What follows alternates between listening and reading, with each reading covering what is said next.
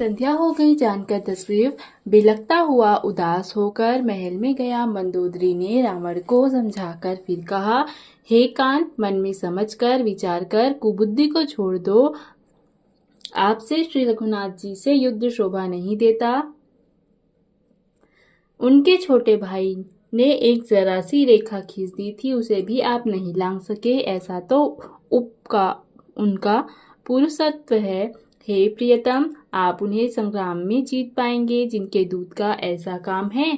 खेल से ही समुद्र लांघकर वह वानरों में सिंह हनुमान आपकी लंका में निर्भय चला आया। रखवालों को मारकर उसने अशोक वन उजाड़ डाला। आपके देखते देखते उसने अक्षय कुमार को मार डाला और संपूर्ण नगर को जलाकर राख कर दिया। उस समय आपको बल का गर्व कहाँ चला गया था। अब हे स्वामी, झूठ व्यर्थ गाल ना मारिए, अर्थात डिंग ना हाँकिए। मेरे कहने पर हृदय में कुछ विचार कीजिए। हे पति, आप श्री रघुनाथ को नीरा राजा मत समझिए, बल्कि अग जगन्नाथ चराचर के स्वामी और अतुलनीय बलवान जानिए। श्री राम जी के बाण का प्रताप तो नीच मारीच भी जानता था, परंतु आपने उसका कहना भी नहीं माना। जनक की सभा में अनगिनत राजागण थे, वहां विशाल और अतुलनीय बल वाले आप भी थे। वहां श्री जी का धनुष तोड़कर श्री राम जी ने जानकी जी को ब्याहा, तब आपने उसको संग्राम में क्यों नहीं जीता। इंद्रपुत्र जयंत उनके बल को कुछ जानता है। श्री राम जी ने पकड़कर केवल उसकी एक आंख ही फोड़ दी और उसे जीवित ही छोड़ दिया। शूर्पणखा की दशा तो आपने देख ही ली, तो भी आपके हृदय में उसने लड़ने की बात सोचते विशेष अर्थात कुछ भी लज्जा नहीं आती। जिन्होंने विराट और खरदूषण को मारकर लीला से ही कबंध को भी मार डाला और जिन्होंने बाली को एक ही बाढ़ से मार डाला। हे दशकंद, आप उन्हें समझिए जिन्होंने खेल से ही समुद्र को बंधा लिया और जो प्रभु सेना सहित सुबेल पर्वत पर उतर पड़े। उन सूर्य कुल के ध्वजा स्वरूप करुणामय भगवान ने आप ही के हित के लिए दूत भेजा, जिसे बीच सभा में आकर आपके बल को उसी प्रकार मथ डाला जैसे हाथियों के झुंड में आकर सिंह से छिन्न भिन्न कर डालता है। रण के बाके अत्यंत विकट वीर अंगद और हनुमान जिनके सेवक हैं। हे पति, उन्हें आप बार बार मनुष्य कहते हैं। आप व्यर्थ ही मान, ममता और मत का बोझ हो रहे हैं। हे प्रियतम, आपने श्री राम जी से विरोध कर लिया और काल के विशेष वश होने से आपके मन में अब भी ज्ञान नहीं उत्पन्न होता। काल दंड लेकर किसी को नहीं मारता, वह धर्म, बल, बुद्धि और विचार को हर लेता है। हे स्वामी, जिसका काल समीप आ जाता है उसे आप ही की तरह भ्रम हो जाता है। आपके तो पुत्र मारे गए और नगर जल गया, जो हुआ सो हुआ। हे प्रियतम, अभी इस भूल की पूर्ति कर दीजिए, श्री राम जी से वैर त्याग दीजिए और हे नाथ, कृपा के समुद्र श्री रघुनाथ जी को भजकर निर्मल यश लीजिए।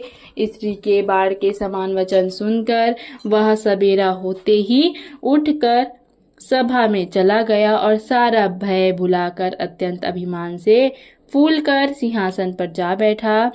यहाँ सुबेल पर्वत पर श्री राम जी ने अंगद को बुलाया। उन्होंने आकर चरण कमलों में सिर झुकाया। बड़े आदर से उन्हें पास बिठाकर खर के शत्रु कृपालु श्री राम जी हंसकर बोले, हे बाली के पुत्र, मुझे बड़ा कौतूहल है। हे तात, इसी से मैं तुमसे पूछता हूँ। सत्य करना, जो रावण राक्षसों के कुल का तिलक है और जिसके अतुलनीय बाहुबल की जगत भर में धाक है, उसके 4 मुकुट तुमने फेंके। हे तात, बताओ तुमने उनको किस प्रकार से पाया।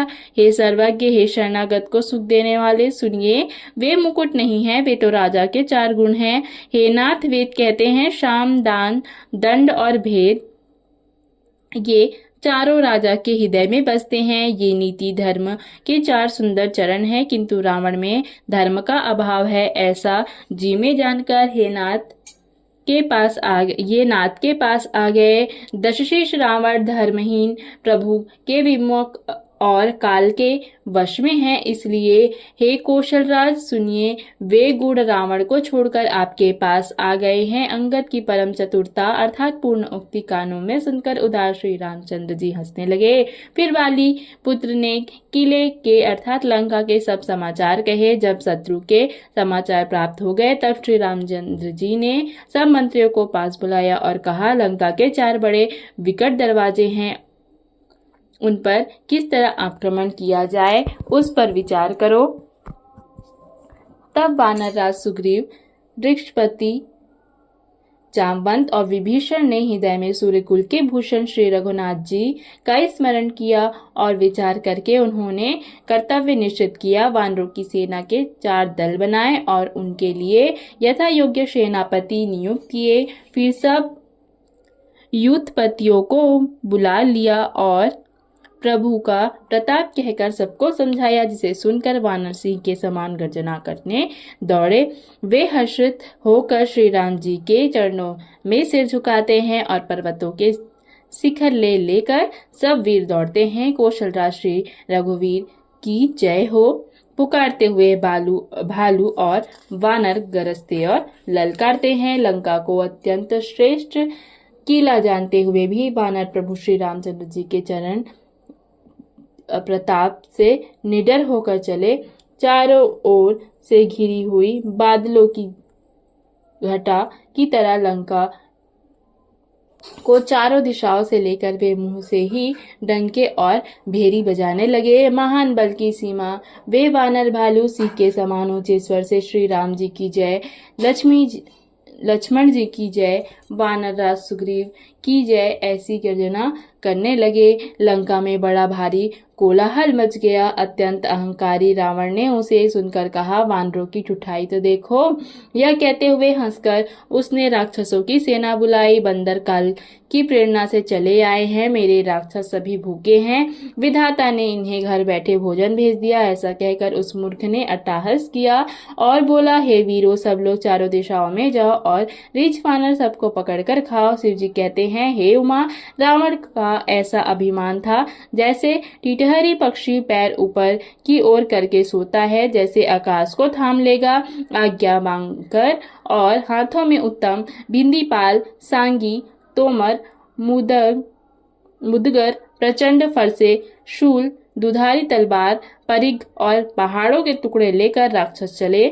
जैसे मूर्ख मांसाहारी पक्षी लाल पत्थरों का समूह देखकर उस पर टूट पड़ते हैं, पत्थरों पर लगने से चोट टूटने का दुख उन्हें नहीं सूझता, वैसे ही ये बेसमझ राक्षस दौड़े। अनेक प्रकार के अस्त्र शस्त्र और धनुष धारण किए करोड़ों बलवान और रणधीर राक्षस वीर परकोटे के कंगूरों पर चढ़ गए। वे परकोटे के कंगूरों पर कैसे सुशोभित हो रहे हैं, जैसे सुमेरु के शिखरों पर बादल बैठे हो।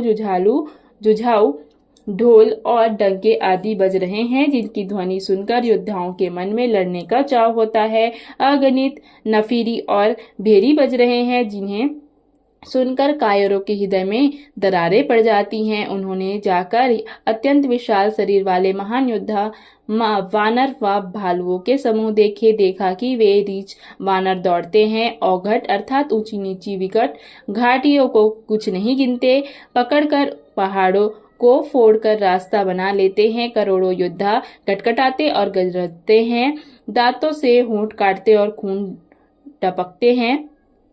उधर रावण की ओर इधर श्री राम जी की दोहाई बोली जा रही है।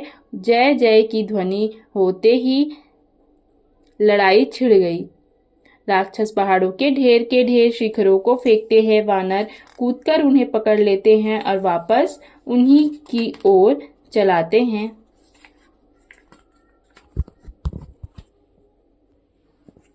प्रचंड वानर और भालू पर्वतों के टुकड़े ले लेकर किले पर डालते हैं। वे झपटते हैं और राक्षसों के पैर पकड़कर उन्हें पृथ्वी पर पटक कर भाग चलते हैं और फिर ललकारते हैं। बहुत ही चंचल और बड़े तेजस्वी वानर भालू बड़ी फुर्ती से उछलकर किले पर चढ़कर गए और जहां तहां महलों में घुसकर श्री राम जी का यश गाने लगे। प्रभु श्री रामचंद्र की जय।